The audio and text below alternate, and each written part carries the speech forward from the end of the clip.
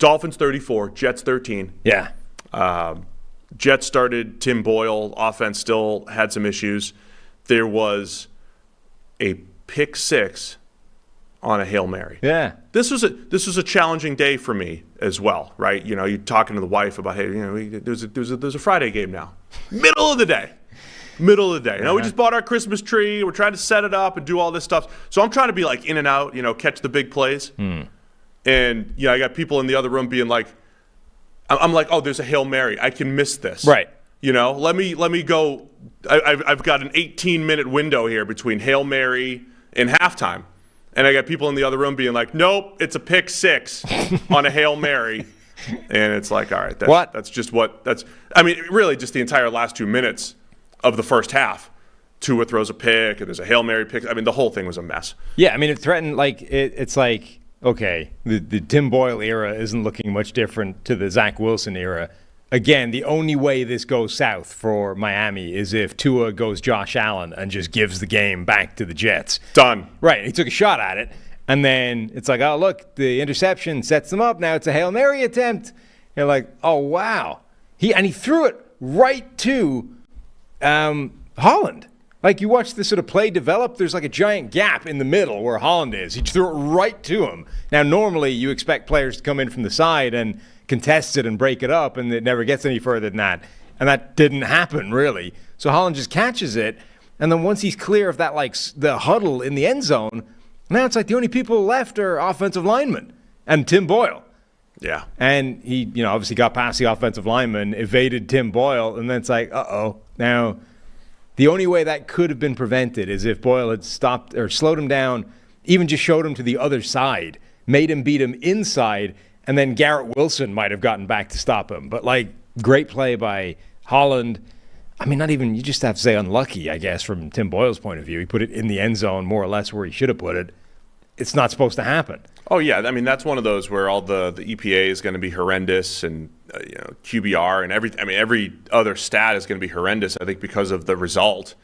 And it's like, it's a Hail Mary. And, I mean, overall, it's unlucky for him that, it became a pick six, an incredible play by Javon Holland. So I've never seen any – have you seen anything like that? I've never seen a Hail Mary. No, it's like it's the play that, you know, hyper-conservative dinosaur-type coaches are always terrified of but never happens. You know, it's like, oh, you don't run a play when, like, because they could fumble. And then, you know, it's the nightmare worst-case scenario that they're like, you can't take this shot. I mean, I understand the worry about the fumble. I understand, you know, you got a guy buying time. He could fumble. You could have a fumble six. Kind of understand. Yeah, if but you're it's too like, far away, you don't want to do that. But it's the classic worst-case scenario that never actually happens, only it happened. Like, the Jets got back-to-back interceptions.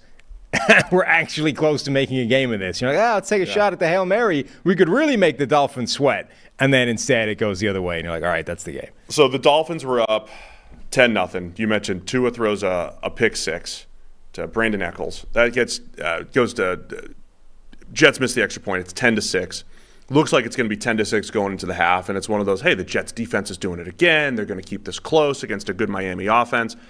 You get the Hail Mary pick six for 99 yards by Javon Holland. Miami's up 17-6 going into the half, and then they pretty much you ran away with it in the second half. Got a field goal. Raheem Mostert had 2 touchdowns, 13-yarder and a 34-yarder.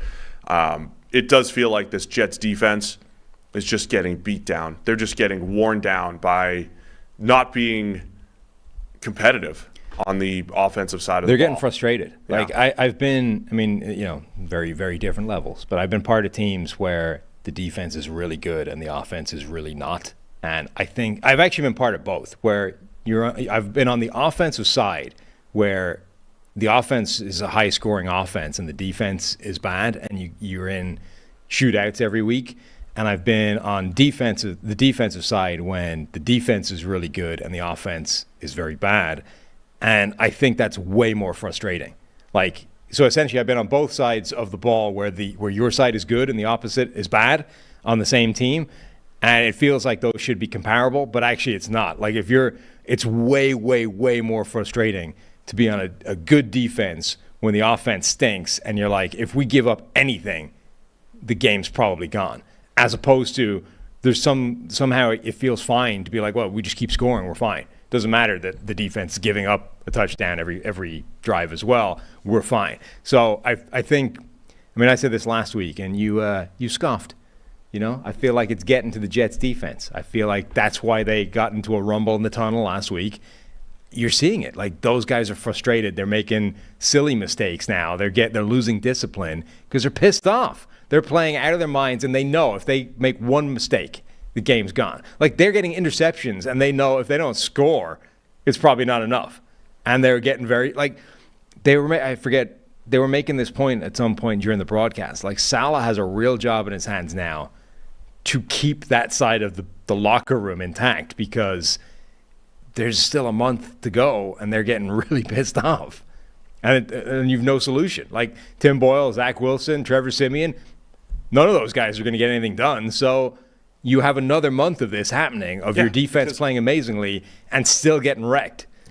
Because everything else is bad, man. Yeah. I mean, I would be curious to know. I think Aaron Rodgers would make this offensive line look better, for sure. I mean, obviously, he would play better than Zach Wilson or Tim Boyle. But I don't know what Aaron Rodgers would do. I mean, if Aaron Rodgers was out there, we might be talking about a 500-ish type of team, much like how the Packers were last year. They might be a 500 team where the offense is still struggling. Yeah. Now, I do think Rodgers and Garrett Wilson would have enough of a connection that you'd have that would save some of the – but like the 8 offensive line combinations, the fact that they weren't even good to begin with before they went into third and fourth stringers, that would be a serious issue, even with Rodgers' quicker release and all. If Rodgers hadn't popped his Achilles after 4 snaps, he probably still would have been hurt already, simply from the offensive line. Like, it's terrible. There was a stat in this game that 48% of the Jets' points this year have come on field goals, which apparently is the highest rate like in NFL history. This is what I was trying to tell you a couple of weeks ago about their the kickers got all the points this year. Apparently, literally at the highest rate ever. Yeah. They don't score touchdowns. You could feel that watching the games. Yeah. You could feel that. Not a lot of touchdowns there. All right, so Miami, for a minute there, they were in the – I mean, they're still in number 1 seed contention. They're 8-3. Tua did have a good game, by the way, outside of the pick 6. Couple, fumbled in there, the pick 6. Other than that, really good game for Tua. And the pass game, I thought, for Miami showed – the quick hitting nature of it can slow down the Jets' pass rush. They didn't have a ton of pressures. They did sack Tua a couple times, but there wasn't a ton of pressure coming from this Jets, fierce pass rush in this game. So and costly game for Miami though. They lost Jalen Phillips to that popped Achilles. Oh, geez, yeah, that was bad. Yeah, Phillips has been. Which is that the third Achilles that's been done on that turf this year? Maybe. I saw some. I mean, it's definitely 2, right? It was David Bakhtiari may have been retweeting some list of MetLife injuries. I mean, it seems to be universally accepted that turf is horrendous. That being said, I don't quite understand. Maybe we'll ask Vic for the boo-boo breakdown, but I don't quite understand how. I don't understand how turf can make an Achilles snap. I mean, the old Giant Stadium too. They were known for having terrible turf. They used to have seams and stuff that would just rip up during games. But like, you watch this play. I mean, there's a super slow-mo replay, like focusing right in on his leg, and it's like he just pushes off and his Achilles snaps. I don't really understand how the turf can contribute to that. Find out. I shall.